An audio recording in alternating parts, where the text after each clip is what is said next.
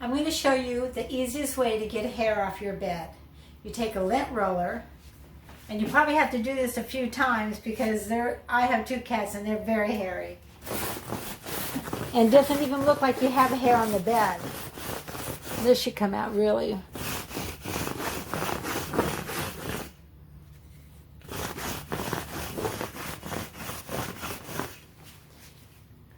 So you can tell there's hair.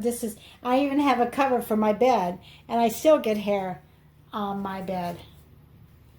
Or even human hair, you know. There's cat hair and human hair, and so you just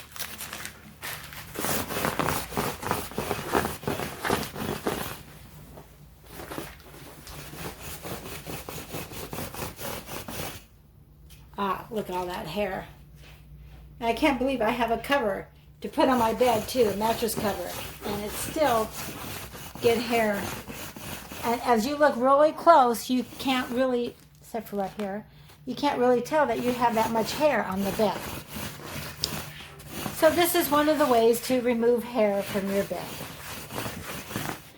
And then you just take all that hair, just keep taking the tape off until like the hair is gone, or until you are satisfied with what you're doing.